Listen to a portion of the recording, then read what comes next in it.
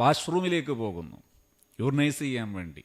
വാഷ്റൂമിൽ പോയിട്ട് തിരിച്ചു വരുന്ന സമയത്ത് പുതുതായി ഒരു കുട്ടി ക്ലാസ്സിലേക്ക് വരുന്നു, ഈ കുട്ടിയും ക്ലാസ്സിൽ വരുന്നു. ക്ലാസ്സിൻ്റെ എൻട്രൻസിൽ രണ്ടുപേരും ഒന്നിച്ച്. ഇതിൻ്റെ പേരിൽ കുട്ടി പറയുന്നത് കേൾക്കാതെ ഈ കുട്ടി ഫസ്റ്റിലെ വൈകി വരികയാണെന്ന അടിസ്ഥാനത്തിൽ ടീച്ചർ കുട്ടിയെ പുറത്താക്കുന്നു. പ്രധാന അധ്യാപകനോട് റെക്കമെൻഡ് ചെയ്യുന്നു, ഈ കുട്ടിയെ ഇനി ക്ലാസ്സിലിരുത്തിയാൽ ഞാൻ ആ ക്ലാസ്സിൽ പോകൂല എന്ന് റെക്കമെൻഡ് ചെയ്യുന്നു. ഈ മാതാവ് എന്നോട് ചോദിക്കുന്നു, മുമ്പെങ്ങാനുമാണെങ്കിൽ ഞാൻ അംഗീകരിക്കുമായിരുന്നു, ഇന്ന് എൻ്റെ മോനെ എനിക്കറിയാം. മുമ്പ് പറഞ്ഞാൽ എനിക്കറിയാം, ഈ മോൻ മുമ്പത്തെ സാഹചര്യത്തിലാണ് ഇവർ ഈ ആക്ഷൻ എടുത്തതെങ്കിൽ എൻ്റെ മോൻ കൈകാര്യം ചെയ്യുന്നതിന് വ്യത്യസ്തമായ ശൈലിയുണ്ട് അവന്. ഞങ്ങൾക്കൊന്നും ഇടപെടാൻ ചാൻസ് ഉണ്ടാകൂല. അവൻ മാറിയതിൻ്റെ ഉദാത്തമായ ഒരു ഉദാഹരണമാണ്, തെളിവാണ് അവൻ ഇന്ന് കുഴപ്പമുണ്ടാക്കാതെ വീട്ടിലേക്ക് തിരിച്ചു വന്നു എന്നത്. ഈ മാതാവിൻ്റെ ചോദ്യം, ഇനി ഞാൻ എന്ത് ചെയ്യണം? ദിവസങ്ങൾ വളരെ ശാന്തമായ മുന്നോട്ടു പോക്കിന് ശേഷം ഈ കുട്ടിയെ പ്രധാനാധ്യാപകൻ തിരിച്ചു വിളിക്കുന്നു. സമയം കുറഞ്ഞതുകൊണ്ടാണ് ഞാനിങ്ങനെ കുറച്ച് പറയുന്നത്, പല ഭാഗവും ചുരുക്കി പറയുന്നത്, കട്ട് ഓഫ് ചെയ്ത് പറയുന്നുണ്ട്. അവിടെ ഈ പ്രധാനാധ്യാപകൻ ഈ കുട്ടി ഒന്നും പഠിച്ചിട്ടില്ല എന്ന് തെളിയിക്കാനും ഇനി ക്ലാസ്സിൽ അടങ്ങിയിരുന്നു കൊള്ളണമെന്ന് ഭീഷണിപ്പെടുത്താൻ വേണ്ടി ചില ചോദ്യങ്ങൾ ചോദിക്കുന്നു, അറിയില്ല എന്ന് തെളിയിക്കാൻ. പക്ഷേ ചോദിച്ചതിനെല്ലാം കുട്ടി ഉത്തരം പറഞ്ഞു. പ്രധാനാധ്യാപകൻ കണ്ണു തള്ളി ചോദിക്കുന്നു, ഇവൻ എപ്പോഴാണ് പഠിക്കാൻ തുടങ്ങിയത്? മാതാവുണ്ടായ സംഭവമൊക്കെ പറഞ്ഞു. ഇനി ഞാൻ നിങ്ങളോട് ചോദിക്കട്ടെ, നേരത്തെ വീഡിയോ എടുത്ത് പുറത്തുവിട്ട ആ അധ്യാപകർ സമൂഹത്തിന് മുമ്പിൽ പറഞ്ഞത് എന്താ?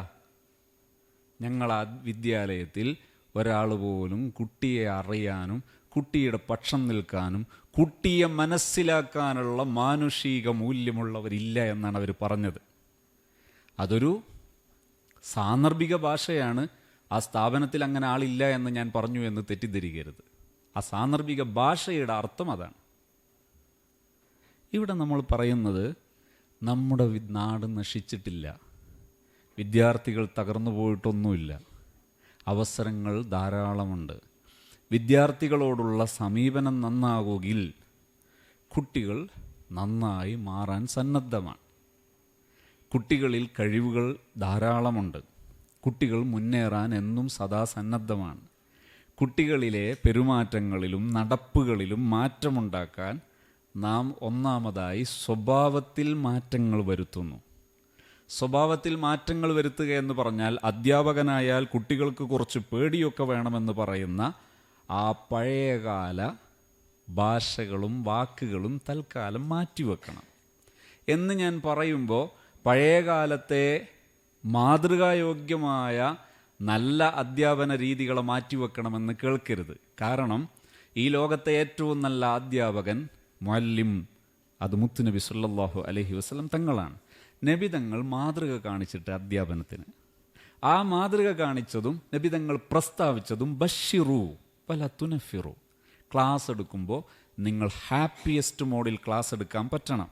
വല തുനഫിറു, മടുപ്പിക്കല്ലേ, പ്ലീസ് നിങ്ങൾ വെറുപ്പിക്കരുത് എന്നാണ് നബി തങ്ങൾ പറഞ്ഞത്. യസ്സിറു വല തുഅസ്സിറു, വെറുതെ മസിൽ പിടിച്ച് നടക്കല്ലേ. വെറുതെ എന്തിനാ ഇങ്ങനെ മസിൽ പിടിച്ച് നടക്കുന്നത്? യസ്സിറു, നിങ്ങളൊന്ന് കൂളായിട്ട് നടക്കും. ഇതാണ് നബി തങ്ങളുടെ ഭാഷ്യം. ലോകത്തെ നല്ലവരായി അറിയപ്പെട്ട ഇമാമിങ്ങളുടെ ഭാഷ്യം ഇതാണ്. ഇനി ഏതെങ്കിലും നല്ല അധ്യാപകർ ഗതകാലത്ത് അല്ലാത്തൊരു വഴി സ്വീകരിച്ചിട്ടുണ്ടെങ്കിൽ അവർക്ക് കയറി മാർക്കിടാൻ, ഒരു പോസ്റ്റ് ഗ്രാജുവേറ്റുകാരന് മാർക്കിടാൻ ദയവായിട്ട് പ്ലസ് ടുക്കാരൻ പോകണ്ട. നാം അവരുടെ ഇൻറ്റൻഷനുകൾക്ക് തൽക്കാലം നമ്മൾ വഴങ്ങിക്കൊടുക്കുക. നല്ല മാതൃകയുള്ള ധാരാളം അധ്യാപകരുണ്ടാകാം.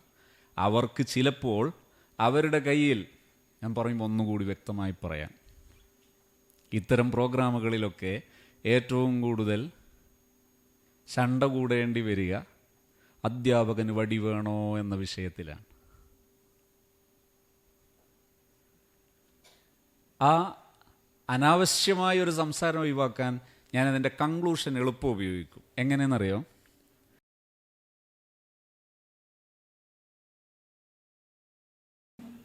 വടിയെടുക്കുന്നതിൻ്റെ മുമ്പൊന്ന് വെള്ളമൊക്കെ കുടിച്ചാലൊരു ആശ്വാസമല്ലേ.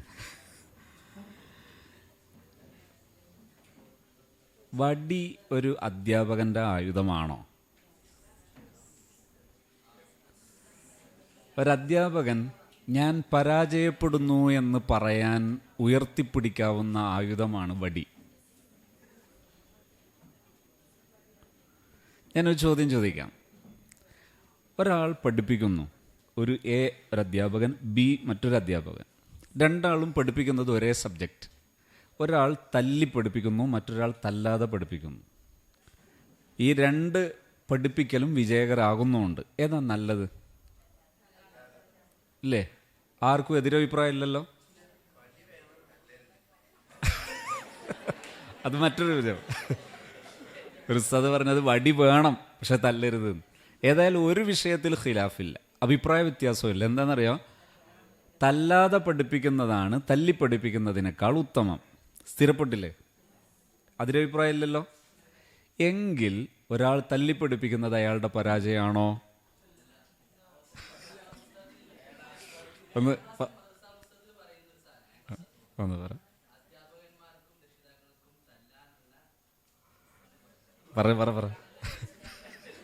എന്റെ ലാസ്റ്റത്തൊന്ന് പറയാം. ഏറ്റവും വ്യാപകമായി ചർച്ചയ്ക്ക് വരുന്നൊരു വിഷയമാണ്. അതെന്താ? ഹദീസിലില്ലേ, മുറു ഔലാദക്കും ബിസ്വലാ വഹും അബ്ന ഉസ്സബഈൻ. അവർ 7 വയസ്സായിരിക്കുന്ന സമയത്ത് നിങ്ങൾ അവരോട് കൽപ്പിക്കൂ. ഫളിരിബു അലൈഹ വഹും അബ്ന അശ്രീൻ. അവർ 10 വയസ്സായിരിക്കുന്ന സമയത്ത് നിങ്ങൾ അടിക്കണമെന്നില്ലേ? ശരിക്ക് ഒരു അധ്യാപകൻ ഒരു കുട്ടിയെ തർബിയത്ത് നടത്തുന്ന സമയത്തുള്ള ഒരു രക്ഷിതാവ് ഒരു കുട്ടിയെ തർബിയത്ത് നടത്തുന്ന സമയത്ത് നിസ്കാരത്തിൻ്റെ പേരിൽ സ്വീകരിക്കേണ്ട സമീപനമാണ് ഇവിടെ വിശദീകരിക്കുന്നത്. അതിലുള്ളതെന്താ? 7 വയസ്സാകുമ്പോൾ കൽപ്പിക്കണം. 7 വയസ്സെന്ന് പറഞ്ഞാൽ 1 കൊല്ലം അല്ലേ? 8 വയസ്സ് 2 കൊല്ലം, 9 വയസ്സ് 3 കൊല്ലം, 10 വയസ്സാകുമ്പോൾ 4 കൊല്ലം. ഇത്രയും വർഷം നമ്മൾ ഒരു കുട്ടി നിസ്കരിക്കാൻ വേണ്ടി പറഞ്ഞിട്ട് ആ കുട്ടി നിസ്കരിക്കുന്നില്ലെങ്കിൽ അവിടെയാണ് നിങ്ങൾ അടിക്കേണ്ടത്. ഈ അടിക്കെന്തൊക്കെ നിബന്ധനയുണ്ട്? നിബന്ധനകൾ പറഞ്ഞാൽ അതിങ്ങനെ നീളുപോട്ടെ, ഞാനത് അതിലേക്ക് വല്ലാതെ കിടക്കുന്നില്ല.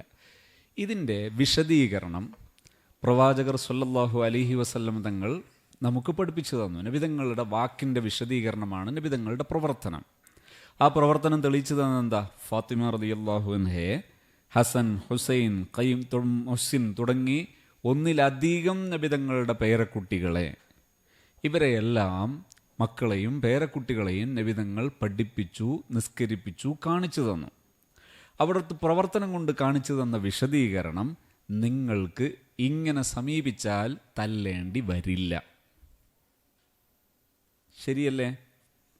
തീർച്ചയായും.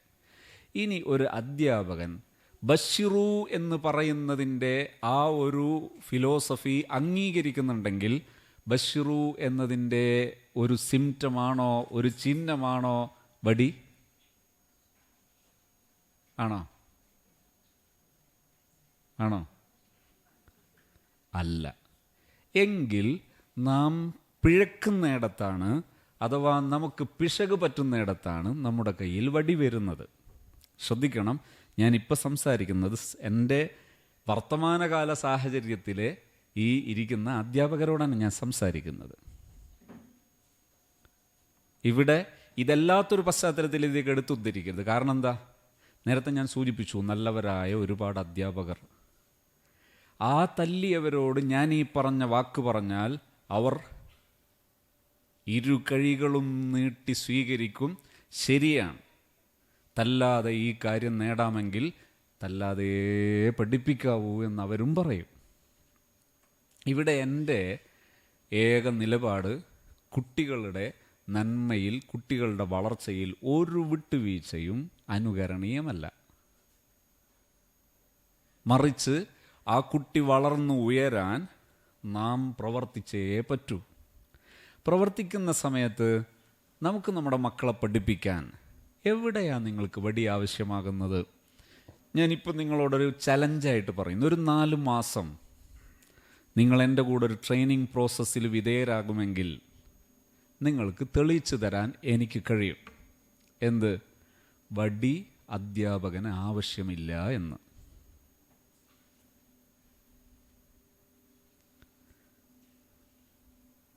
എനിക്ക് പറയാനുള്ളത് ഇത്രയാണ്. ഒന്നുകൂടി പറയുന്നു. തല്ലിപ്പഠിപ്പിക്കുന്നു, തല്ലാതെ പഠിപ്പിക്കുന്നു. തല്ലാതെ പഠിപ്പിക്കുന്നതാണ് ഉത്തമം എന്നത് സർവാംഗീകൃതമാണ്, ഇജ്മാ ആണ്. ഇതാണ് നമ്മൾ സ്ഥിരപ്പെടുത്തുന്നത്. ഇത് ശരിയാണെങ്കിൽ നിങ്ങൾ വടിയെടുക്കേണ്ടി വരുന്നത് ഇതിന് കഴിയാത്തിടത്താണ്. കാരണം നിങ്ങൾക്ക് കഴിയുമെങ്കിൽ നിങ്ങൾ ഇതെടുക്കാതെ ചെയ്യും. അപ്പം നിങ്ങൾക്ക് കഴിയുന്നില്ല. ഇനി തല്ലിയതിൻ്റെ പേരിൽ ഈ സമൂഹത്തിലുണ്ടാകുന്ന ശൈഥില്യത്തിൻ്റെ കാഠിന്യവും അതിൻ്റെ വർധനവും അതിൻ്റെ വൈപുല്യവും എത്രയോ വലുതാണ്, ഭയാനകമാണ്. കഴിഞ്ഞ ദിവസം ഒരു വിദ്യാർത്ഥി സമനില തെറ്റിയതായിട്ട് രക്ഷിതാവ് എൻ്റെ അടുത്ത് വന്നു. ഈ വിദ്യാർത്ഥിയുടെ ഏറ്റവും വലിയ ഹോബി പഠനമാണ്. ഈ വിദ്യാർത്ഥിയുടെ ജീവിതത്തിലെ ഏറ്റവും ബിഗ്ഗസ്റ്റ് ഹോബി, ഹാബിറ്റ്, അതെന്താണ്? പഠനമാണ്. ഒരു മാസത്തിൽ കുട്ടിക്ക് അവധി കിട്ടിയാൽ 1, 2, 3 പുസ്തകം ആ കുട്ടി ലൈബ്രറിയിൽ നിന്ന്, അതും വലിയ അറിയപ്പെട്ട ലൈബ്രറിയിൽ നിന്ന് എടുത്ത് വായിച്ചു തീർക്കും. സമീപകാലത്ത് ഈ കുട്ടി വല്ലാതെ റോങ് ആകാൻ തുടങ്ങി. എന്താണ് റോങ് ആകാൻ തുടങ്ങാനുള്ള കാരണം? ഈ കുട്ടി പഠിക്കുന്ന ക്യാമ്പസിലെ ഒരു വിദ്യാലയത്തിൽ കുട്ടികൾക്ക് തല്ലുകൊള്ളുന്നു. ഇവനിപ്പോൾ തല്ലുകൊള്ളുന്നില്ല, തല്ലുകൊള്ളാനുള്ള സാധ്യതയില്ല. കാരണം ഉസ്താദുമാരുടെ മുമ്പിൽ, ഗുരുനാഥന്മാരുടെ മുമ്പിൽ ഈ കുട്ടി ക്ലിയറാണ്, ക്രിസ്റ്റൽ ക്ലിയറാണ്. ഈ കുട്ടിക്ക് തല്ല് കിട്ടില്ല. പക്ഷേ മറ്റു കുട്ടികൾക്ക് തല്ല് കിട്ടുന്നതിനെക്കുറിച്ച് ഈ കുട്ടി പറയുന്നു അത് അന്യായമാണ്. ഈ അന്യായം എനിക്ക് അംഗീകരിക്കാൻ കഴിയുന്നില്ല. പിന്നെ ഈ കുട്ടിയുടെ റഫറൻസ്, റിസർച്ച്, ഇതൊക്കെ എന്തായി മാറിയെന്നറിയോ? കുട്ടി അറബി പഠിച്ചു, അധ്വാനിച്ചു പഠിച്ചു. എന്തിനാ പഠിക്കുന്നത്? ഗ്രന്ഥങ്ങൾ സെർച്ച് ചെയ്യാൻ. ഗ്രന്ഥങ്ങളിലെ സെർച്ചിങ് സബ്ജക്റ്റ് ഏതാ? കുട്ടികളെ തല്ലുന്നതുമായി ബന്ധപ്പെട്ട്. നിരന്തരം പഠനം ഈ ഒറ്റ വിഷയത്തിലേക്ക് ചുരുങ്ങുന്നു. അവസാനം കുട്ടിയെ നിരവധി പ്രഗത്ഭരായ സൈക്കോളജിസ്റ്റുകളെടുത്തും ശേഷം സൈക്യാട്രിസ്റ്റുകളെടുത്തും ഈ കുട്ടി എത്തുന്നു. ഈ കുട്ടിക്ക് മെഡിസിൻ കൊടുക്കുന്നു. ഈ കുട്ടിയുടെ യഥാർത്ഥ ബിഗിനിങ് പോയിന്റിലേക്ക് എത്തിയപ്പോൾ കുട്ടി പറഞ്ഞു, ഞാൻ എൻ്റെ കുഞ്ഞുനാളിൽ പഠിക്കുന്ന സമയത്ത് ഒരുപാട് തല്ല് കിട്ടിയിട്ടുണ്ട്. ആ തല്ലിനോടുള്ള എൻ്റെ വിഷമവും പ്രതിഷേധവും, ഒടുങ്ങാത്ത വിഷമവും അതെൻ്റെ ഉള്ളിൽ കിടന്ന് കത്തിക്കൊണ്ടിരിക്കുകയാണ്. എനിക്കിപ്പോൾ മറ്റൊരാൾക്ക് തല്ല് കിട്ടുന്നത് കാണുമ്പോൾ എനിക്കെന്തെന്നില്ലാത്ത ഒരു ഒടുക്കത്തെ ദേഷ്യമാണ്. ഇപ്പോൾ എനിക്ക് എൻ്റെ അധ്യാപകർ ധരിക്കുന്ന വസ്ത്രം കണ്ടാൽ എനിക്ക് കലി കയറും. വടി വേണോ അധ്യാപകന്? ഹെൽമെറ്റ് എല്ലാ 2 വീലറിൽ യാത്ര ചെയ്യുന്നവരും വീണിട്ടുണ്ടോ? വീണ എല്ലാവരുടെയും തല പൊട്ടിയിട്ടുണ്ടോ? ഇല്ല. എത്ര അനുപാതം വെച്ചിട്ടാണ് ഈ തല പൊട്ടി മരിച്ചത്? ഈ ഹെൽമെറ്റിൽ യാത്ര ചെയ്യുന്നവരുടെ എണ്ണവും തല പൊട്ടി മരിച്ചവരുടെ ആ എണ്ണവും തമ്മിലുള്ള റേഷ്യോ എന്താ? മാനുഷികതയുള്ളവർ അധ്യാപന ലോകത്ത് പഠിക്കണം. അവർ അവരുടെ സ്കില്ലുകൾ വർദ്ധിപ്പിക്കണം. അല്ലാതെ പരാജയത്തിൻ്റെ അടയാളവുമായി നടക്കരുത്. ഞാൻ ഈ സമയത്ത് നിങ്ങളെ പ്രകോപിപ്പിക്കണമെന്ന ഉദ്ദേശത്തോടെ പറയുന്നു, ഒരു വടി അധ്യാപകൻ്റെ കയ്യിൽ വരുമ്പോൾ അതിൻ്റെ അർത്ഥം ഞാനൊരു കാളപൂട്ടുകാരനാണ്, ഞാനൊരു കാളപൂട്ടുകാരിയാണ് എന്നാണ്.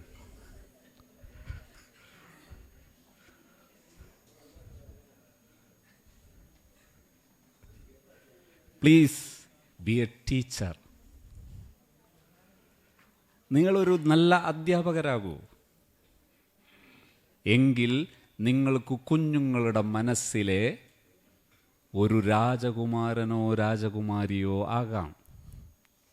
അല്ലെങ്കിൽ നശീകരണത്തിൻ്റെ ഒടുക്കത്തെ സിമ്പലായിട്ട് മാറാം.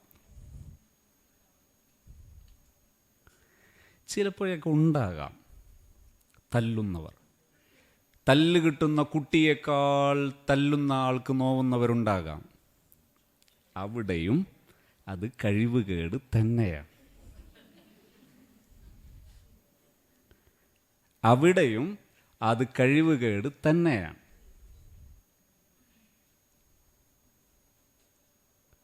കഴിവുള്ള അധ്യാപകൻ തല്ലാതെ പഠിപ്പിക്കാൻ കഴിയുന്നവരാണ്. ഇനി ക്രിയാത്മകതയുടെ പക്ഷത്ത് നിന്ന്, ക്രിയേറ്റിവിറ്റിയുടെ പക്ഷത്ത് നിന്ന് നിങ്ങൾ സംസാരിക്കാൻ സന്നദ്ധമാകുമ്പോൾ നിങ്ങൾ ചോദ്യം ചോദിക്കും. ഈ ചോദ്യത്തെ നിങ്ങളുടെ പക്ഷം നിന്ന് വിശകലനം ചെയ്യാൻ ഞാൻ സദാ സന്നദ്ധമാണ്. ചില വിദ്യാർത്ഥികൾക്ക് പഠിക്കാൻ കഴിയുന്നില്ല. നമ്മൾ തന്നെ ചിലരൊക്കെ പറയും, തല്ല് കിട്ടിയാൽ അവർ പഠിക്കും. ശരിയാണ്. അവിടെ ആ കുട്ടിയെപ്പറ്റി നമ്മൾ മനസ്സിലാക്കണം. ഒരു കുട്ടിയും അടിസ്ഥാനപരമായി പഠിക്കാതിരിക്കാൻ ഇഷ്ടപ്പെടുന്നവരേ അല്ല. ആണോ? അല്ല. എവിടെയോ ഒരു പ്രശ്നം ആ കുട്ടി അനുഭവിക്കുന്നുണ്ട്. ആ പ്രശ്നം പരിഹരിക്കാൻ നാം അറിവുള്ളവർ സന്നദ്ധരാകണം. തല്ലുകയും തല്ലിനെ ന്യായീകരിക്കുകയും ചെയ്ത് സമയം കൊല്ലരുത്. ഞാനൊരു ഉദാഹരണം പറയാം. ചിലരൊക്കെ പറയും കുട്ടികൾക്ക് മടിയാ, തല്ല് കിട്ടിയാൽ മാറും. തല്ല് കിട്ടിയാൽ മാറുന്ന ചിലതുണ്ട്. എന്തെന്നറിയോ? കുട്ടികൾ ചില പ്രതിസന്ധികൾ തല്ലിനെ ഭയന്ന് മറികടന്നിരിക്കാം. അതിനേക്കാൾ എത്രയോ എളുപ്പമുള്ള വഴി അവിടെ തന്നെ കാണും. എത്രയോ എളുപ്പമുള്ള വഴി അവിടെ തന്നെ കാണും. ആ എളുപ്പമുള്ള വഴി വെച്ചിട്ട് അതറിയാത്തതിൻ്റെ പേരിൽ നാം എന്ത് ചെയ്യുന്നു? പല മുൻധാരണകളും വെച്ചു പുലർത്തുന്നു. ഉദാഹരണത്തിന് 2 സംഭവം പറയാം. ഒന്ന്, മടിയെക്കുറിച്ച് പറയുമ്പോൾ നിങ്ങൾക്ക് ഉപകാരപ്പെടാൻ സാധ്യതയുള്ള ഒരു ചെറിയ ടൂൾ പറയാം. ഒരു 3 സെൻറ്റൻസ് പറ്റുമെങ്കിൽ നിങ്ങൾ കുറിച്ച് വെക്കുക. ഒരു 3 സെൻറ്റൻസ്. മടി ഇല്ലായ്മ ചെയ്യാൻ എന്ത് ചെയ്യാം? ഇതാണ് വിഷയം. 1, ലോകത്ത് ഒരു കുട്ടിക്കും മടി എന്ന പ്രശ്നം ഇല്ല. ഈ സെൻറ്റൻസ് എഴുതിയാൽ മതി. ഞാൻ എന്താ ചെയ്യേണ്ടതിന് ശേഷം പറയാം. 1ാമത്തെ സെൻറ്റൻസ്, ലോകത്ത് ഒരു കുട്ടിക്കും മടി എന്ന പ്രശ്നം ഇല്ല. 2ാമത്തെ സെൻറ്റൻസ്, ഉള്ള മറ്റൊരു പ്രശ്നത്തിൻ്റെ ലക്ഷണമായി മടി കാണുന്നതാണ്. 3ാമത്തെ സെൻറ്റൻസ്, ഈ ലക്ഷണമല്ല പരിഹരിക്കേണ്ടത്, ഉള്ള പ്രശ്നമാണ് പരിഹരിക്കേണ്ടത്. ഒന്നുകൂടി ഞാൻ പറയുന്നു. മടി, ലോകത്തൊരു കുട്ടിക്കും മടി എന്ന പ്രശ്നം ഇല്ല. 2, മറ്റൊരു പ്രശ്നത്തിൻ്റെ ലക്ഷണമായി മടി കാണുന്നതാണ്. 3ാമത്തെ സെൻറ്റൻസ്, ലക്ഷണമല്ല പരിഹരിക്കേണ്ടത്, ആ പ്രശ്നമാണ് പരിഹരിക്കേണ്ടത്. ഇനി ഞാനൊരു സംഭവം പറയാം. അധ്യാപക പരിശീലന ക്യാമ്പ് നടന്നുകൊണ്ടിരിക്കുകയാണ്. അവിടെ ഞാൻ ഈ വിഷയം പറഞ്ഞപ്പോൾ ഒരു അധ്യാപകൻ തീരെ എന്നെ ശ്രദ്ധിക്കുന്നതേയില്ല. അദ്ദേഹം മൂകനായിരിക്കുന്നു. അദ്ദേഹം നോക്കുന്നില്ല. കുറേ സമയം ഞാൻ അദ്ദേഹത്തെ ഇടയ്ക്കിടെ നിരീക്ഷിച്ചു. അദ്ദേഹത്തിൻ്റെ മുഖം കറുത്തു വരുന്നു. 3 ദിവസത്തെ പ്രോഗ്രാം. 2ാമത്തെ ദിവസമായപ്പോൾ ഇടയ്ക്കിടെ അദ്ദേഹത്തിൻ്റെ കണ്ണ് നനയുന്നു. 2ാമത്തെ ദിവസം ഞാൻ അദ്ദേഹത്തോട് ചോദിച്ചു, എന്തു പറ്റി? അദ്ദേഹം എന്നോട് പറഞ്ഞു, ഇന്നലെ നിങ്ങൾ സംസാരിച്ചതൊക്കെ എന്നെക്കുറിച്ചാണെന്ന് എനിക്ക് തോന്നി.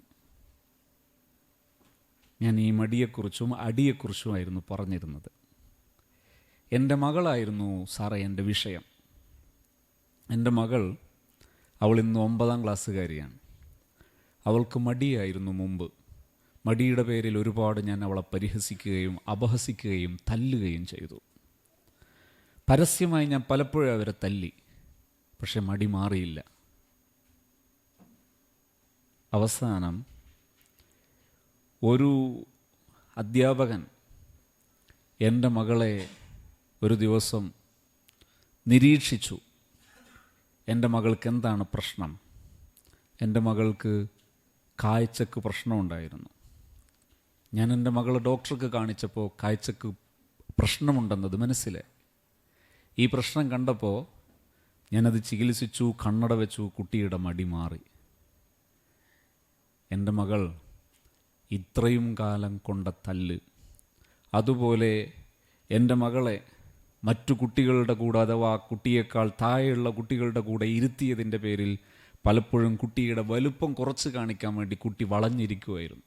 വളഞ്ഞിരുന്നിട്ട് പുറത്തെ എല്ലുകൾ വളഞ്ഞിരിക്കുന്നു. കുട്ടിക്കൊരു വികൃത രൂപം രൂപപ്പെട്ടിരിക്കുന്നു.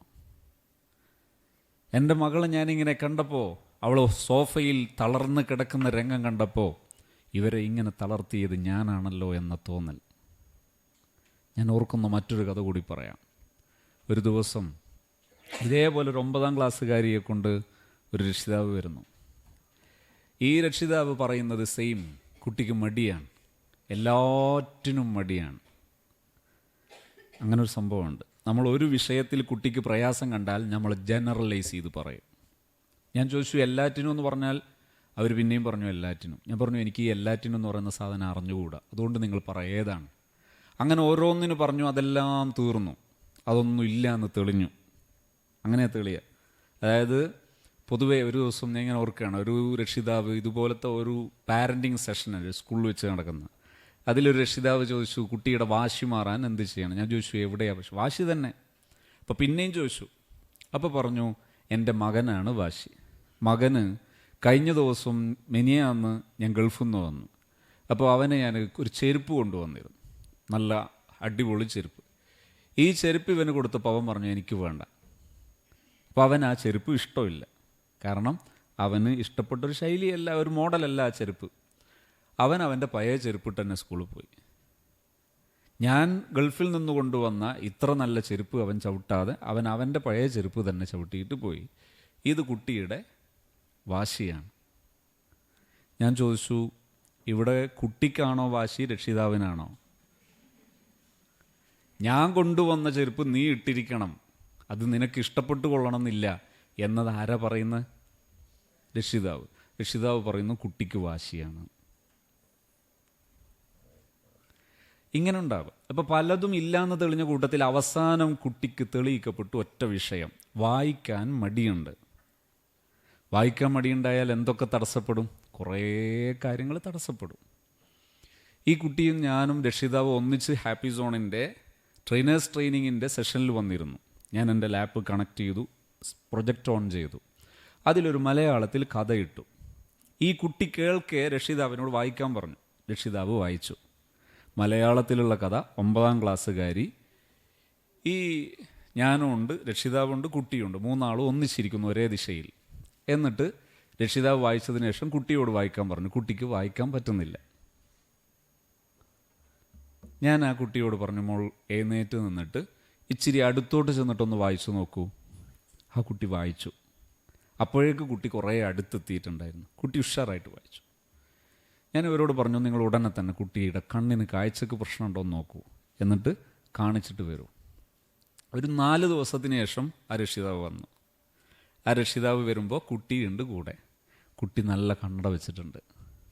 ഇപ്പം മടിയൊക്കെ മാറി. ഇദ്ദേഹം എന്നോട് തുടക്കത്തിൽ പറഞ്ഞിരുന്നു, ആദ്യം എന്നോട് ചൂടായിരുന്നു അദ്ദേഹം. അതായത് മടിയില്ല എന്നൊക്കെ പറയുമ്പോൾ അദ്ദേഹത്തിന് എന്നോട് ഭയങ്കര വെറുപ്പ് പിടിച്ചിരുന്നു. അയാൾ പറഞ്ഞിരുന്നു ഞാൻ കുടുംബ സദസ്സിൽ വെച്ച് കുട്ടിയെ തല്ലിയിട്ടുണ്ട്, പലപ്പോഴും പബ്ലിക്കായിട്ട് പലപ്പോഴായിട്ട് തല്ലിയിട്ടുണ്ട്.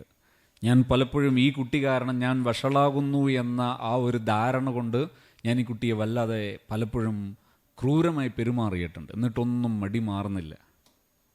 അപ്പോൾ ഇപ്പോൾ മടി മാറിയെന്ന് പറഞ്ഞപ്പോൾ ഞാൻ ചോദിച്ചു ഈ തല്ലിയ തല്ലും ഈ കുട്ടിയെ അപമാനിച്ചതൊക്കെ നിങ്ങളെങ്ങനെ തിരിച്ചെടുക്കും? ആ പിതാവിൻ്റെ കണ്ണിൽ നിന്ന് കിശയിലേക്കും മാറത്തേക്കും ഇങ്ങനെ ധാരധാരയായി ഒഴുകി. ആ കുട്ടി അനുഭവിച്ച അപമാനത്തിന് ഇത് പകരാവോ? ഇല്ല. ഓരോ കുട്ടിയും അനുഭവിക്കുന്ന പ്രശ്നം 2 തരത്തിൽ കാണും.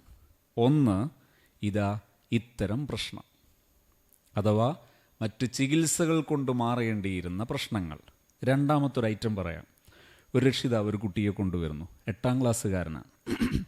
ഈ കുട്ടിയെ കൊണ്ടുവരുന്നത് എന്താ?